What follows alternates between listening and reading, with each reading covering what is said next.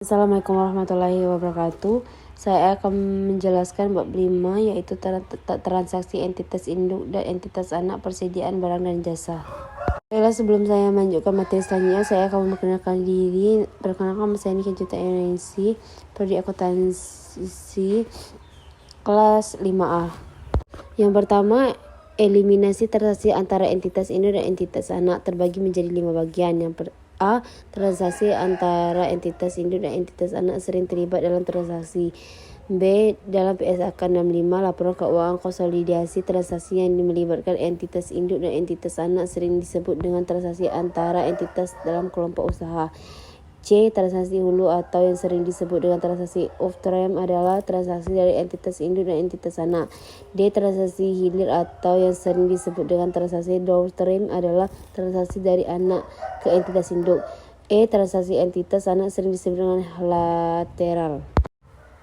B. Pentingnya eliminasi transaksi antara entitas induk dan entitas anak terbagi menjadi 4 bagian. Yang pertama, entitas induk kewajiban menyusun laporan keuangan. B. PSK 65 mendefinisikan laporan keuangan konsolidasi sebagai laporan keuangan. Yang C. Oleh karena itu, entitas induk dan entitas anak merupakan satu entitas tunggal. D. PSK 65 menyatakan bahwa salah satu produsen dalam menyusun laporan konsolidasi. Selanjutnya yaitu transaksi penjualan persediaan. A. Dampak terhadap pencatatan entitas induk dan zona eliminasi dampak terhadap catatan entitas induk terbagi menjadi 3. Yang pertama, transaksi jual beli persediaan antara entitas induk dan entitas anak akan menghasilkan keuntungan kerugian. Yang kedua, keuntungan atau kerugian dari transaksi jual beli persediaan tersebut belum terrealisasi apabila selama persediaan tersebut masih berada di entitas induk atau entitas anak. Yang ketiga, namun ketika persediaan tersebut telah terjual, keuntungan atau kerugian atas penjualan tersebut sudah terrealisasi. Selanjutnya yaitu dampak terhadap zona eliminasi. Yang pertama, eliminasi yang dibuat tergantung pada posisi persediaan pada saat periode.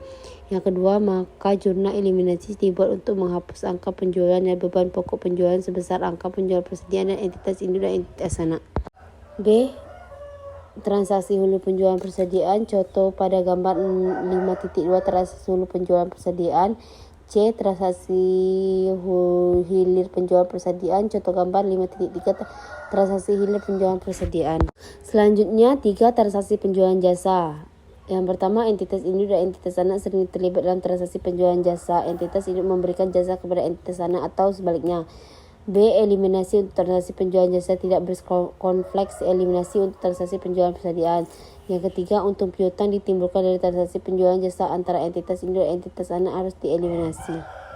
Mungkin itu saja materi yang dapat saya sampaikan. Lebih dan kurang saya mohon maaf. Saya akhiri, wabillahi taufiq wal hidayah. Wassalamualaikum warahmatullahi wabarakatuh.